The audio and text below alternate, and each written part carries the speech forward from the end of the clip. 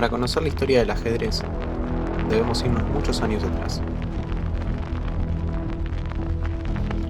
Precisamente al siglo V, en la India, donde se jugaba un juego llamado Chaturanga, el cual en sus viajes por las rutas del comercio habría dado lugar al Shatrang, juego que además de ser de 2 jugadores, divide las casillas en blanco y negro. Luego de extenderse por todo el mundo islámico, el juego llega a los reinos de España, por la península ibérica, y así lo demuestra el libro del ajedrez, dados y tablas del rey Alfonso, donde las piezas ya tienen las posiciones y movimientos que conocemos, además de la forma que responde a un rey, una reina, su castillo, su ejército, sus obispos y el pueblo. Al compartir sus costumbres, los españoles también nos mostraron el ajedrez, aunque si bien para el año 1600 en Argentina podemos encontrar la primera prueba del juego en el país, en España ya eran bastante buenos. 200 años después, el austríaco Steinitz se autoproclama campeón del mundo tras vencer al polaco Zukertort. Varios campeones mediante, el título internacional se vuelve oficial, y en 1972 lo gana Bobby Fischer.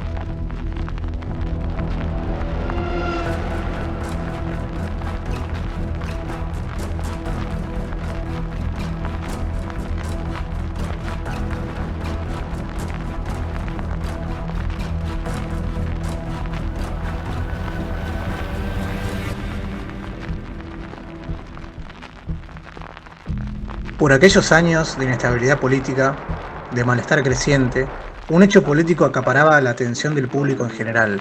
Para definir quién sería el rival de Boris Spassky, se organizó el match entre Bobby Fischer y Tigran Petrosyan, en la sala Casa Cubierta del Teatro San Martín. El encuentro, que tuvo lugar en el mes de octubre de 1971, se iba a desarrollar a lo largo de 12 partidas. En el hall principal del teatro se había colocado en forma vertical un tablero gigante con los trebejos colgados en los respectivos escaques, donde un operador, valiéndose de una varilla, iba moviendo las piezas de acuerdo a la información que le llegaba desde el interior de la sala. Sentados en el piso o en algún sillón que hubiera quedado libre al público, agolpado en la entrada, seguían las alternativas del match, analizando las jugadas y que muchas veces rompía el silencio, estallando en aplausos o en gritos de euforia, según el desenlace de las mismas, casi como un partido de fútbol. Fischer era hijo de una enfermera suiza, su padre adoptivo un físico alemán de Brooklyn, y le dio el apellido, aunque se supone que el padre biológico haya sido un científico húngaro. Petrosyan, dueño del título mundial entre 1963 y 1969, nacido en Tbilisi en 1929, representaba a la URSS. El vencedor del match jugaría por el título mundial en Reykjavik, capital de Islandia. Favorecido en el sorteo, Fischer jugó con blancas en la primera partida, arrancando con el clásico peón 4 rey. Petrosyan, a quien le apodaban la boa por la forma de maniatar a sus rivales, lo puso en aprieto y estuvo a punto de ganarla, dado que a Fischer lo apuraba el reloj. Sin embargo, no aceptó las tablas que ofreció el armenio y, sobrellevando con audacia los tramos finales del juego, alcanzó la victoria. La segunda fue para Petrosyan, con blancas, y la tercera, si bien fue empate, mostraba al armenio con más chances de triunfar. Si su juego hubiese sido más agresivo, podría haber ganado el match por 3-0 hasta la tercera partida. Una sucesión de tablas hasta la sexta dejaron el match empatado en 2,5 puntos, pero 3 victorias consecutivas del americano dejaron sin chances a Petrosyan, quien, con algunos problemas de salud, había postergado la décima y que al reanudarla fue para Fischer.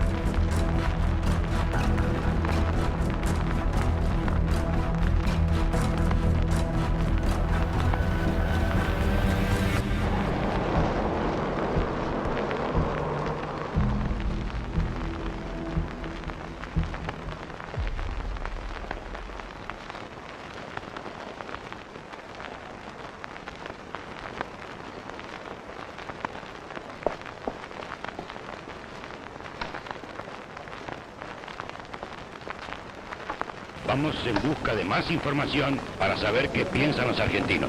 Buenas tardes. Si se puede acercar un minutito porque ando escaso de cable. Perdón, queremos preguntar qué piensan los argentinos sobre... ¿Usted cree que el ajedrez es un deporte? Sí, es un deporte con ciencia, la ciencia también. Un deporte para inteligentes. Sí, pero para todo el mundo también. En algunos países el ajedrez es obligatorio en los colegios. ¿Usted cree que el ajedrez debe ser obligatorio en todos los colegios del mundo? Obligatorio no sé, pero es bueno aprender ajedrez en las escuelas. Es el año 1972. Además de acercarse el final de la guerra de Vietnam, el Watergate y la vuelta de Perón a la Argentina, este año además fue testigo del enfrentamiento de Fischer versus Spassky.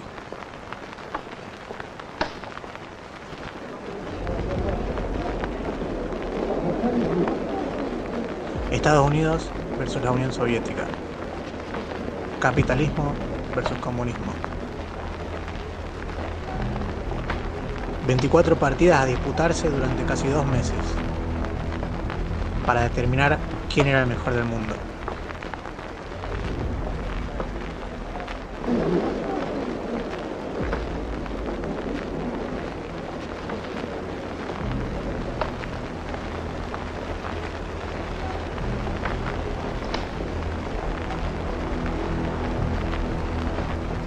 Fischer viene a romper con la hegemonía soviética en el ajedrez, por lo que en plena Guerra Fría su aparición es providencial para los norteamericanos. El encuentro no tardó en politizarse. Se elige Reykjavik, Islandia, como sede neutral para la competencia. La presión empieza a crecer. Las declaraciones previas elevaban la efervescencia. En el mundo se hablaba del encuentro. Mientras tanto, Fischer pide más plata como premio por el enfrentamiento. La mayoría de los ex campeones apoyan a Spassky. En los últimos 40 años, los campeones mundiales de ajedrez fueron todos de la Unión Soviética. De todas formas, y más allá de su altanería, todo jugador entrañaba el éxito en la hazaña de Fischer, quien, solo como Don Quijote, enfrenta a los molinos de viento. Para ese momento ya deja ver algunas cosas extrañas. Jugando con la psiquis de su rival, verdaderamente molesto o víctima de la paranoia, Fischer se pasa todo el primer encuentro deambulando. Pide que alejen las cámaras de televisión, ya que hacen ruido, que quiten al público de las primeras 3 filas del auditorio. Fischer pierde. Al segundo encuentro no se presenta. Desolación, se quebró, tiene miedo. Miedo de perder, miedo de fracasar en un hecho que marcará para siempre su vida y la historia mundial. ¿Será que solo era un mito? Suena el teléfono. Es el secretario de Estados Unidos, para Fischer. Confiamos en usted, muchacho. Ok, se juega. Sin cámaras, sin público, sin auditorio. Spassky accede. Y ya va 2-0, ya debe sentirse ganador. Juegan en la sala de control. Y el encuentro es transmitido solamente por una cámara de circuito cerrado. Fischer gana. A partir de ese encuentro vuelven al auditorio y arranca una racha irremontable para Spassky. Ya posicionado a Fischer como futuro ganador, incluso la 6ª partida es aplaudida de pie. Antes de las 24 partidas, Fischer es el nuevo campeón del mundo. Nixon nunca lo recibió.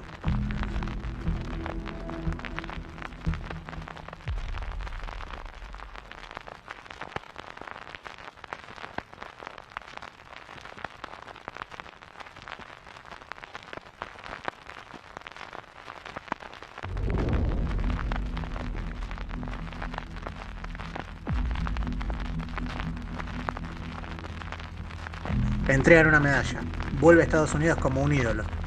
Va a los programas más famosos de la televisión. 3 años después, se niega a defender su título. Plantea una serie de condiciones, las cuales irónicamente se aplican unos años después. Pero en ese momento se las niegan. Fischer no vuelve a competir en ningún torneo. Ese fue el último match que Fischer osó disputar. En 1975 se negó a defender el título ante Anatoly Karpov porque la Federación Internacional de Ajedrez rechazó su pretensión de jugar solo 10 partidas. Y como la Federación le quitó el título de oficio y se lo cedió a Karpov, Bobby pateó el tablero y, desengañado, se retiró. Pudo haber transado. Había 3 millones Crece su paranoia. Cada vez que aparece, dice que lo espían los rusos. El FBI, que es víctima de un oscuro plan. Crece su rencor. Llegan las noticias suyas 2 veces. En 1981 lo detienen y pasa un día entero donde dice que lo torturan dentro de la comisaría. Luego, en 1988, patenta un nuevo reloj digital que bonifica con unos segundos al jugador una vez pulsado. Año 1992. Meses antes, muere Tal, quien fue su amigo de Fischer durante un tiempo. Se cumplen 20 años del encuentro Fischer-Spassky, por lo que en la ex Yugoslavia hace de país anfitrión del encuentro. Cabe recordar que el año anterior comienzan las guerras civiles, que derivan en la fragmentación de Yugoslavia. Las primeras partidas se juegan en Serbia y las últimas en Montenegro. Es un encuentro diferente. Spassky se fue de la Unión Soviética en 1976. La Guerra Fría ha terminado, Fischer lleva 20 años sin apariciones. Estados Unidos no quiere que Fischer juegue. El encuentro rompe la prohibición de cualquier actividad comercial de algún ciudadano estadounidense en territorio yugoslavo. Le muestran la carta con la prohibición emitida por el Departamento de Estado. Fischer la lee durante la rueda de prensa y escupe sobre ella. Fischer gana el match. Pierde lo que le quedaba de héroe nacional. No le perdonaron no haber defendido el título en el 75. Le sacan la ciudadanía. Piden su captura internacional y el embargo de sus bienes.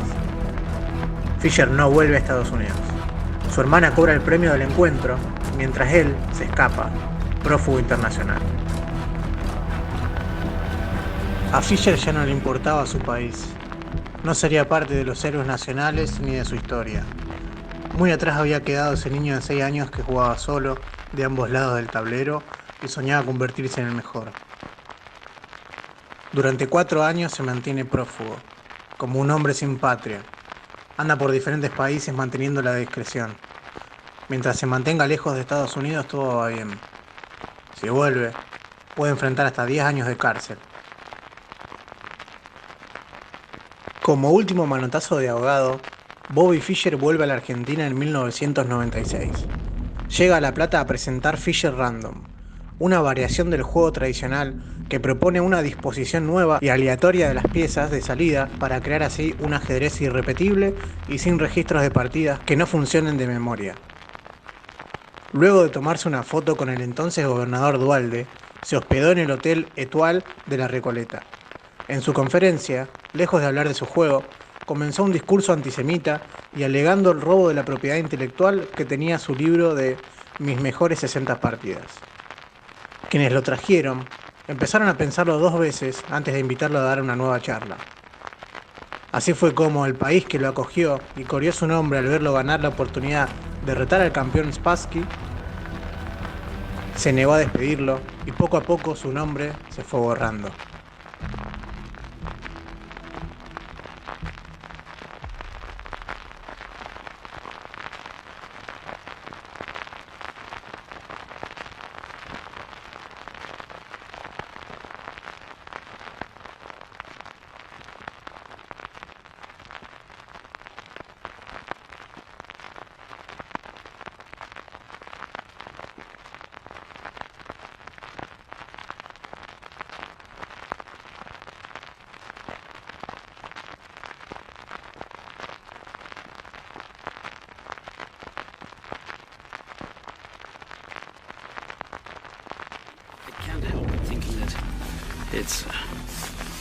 This is the graveyard also for great unfulfilled hopes, because so much could be achieved, and this is the country where Robert Fischer reached his peak.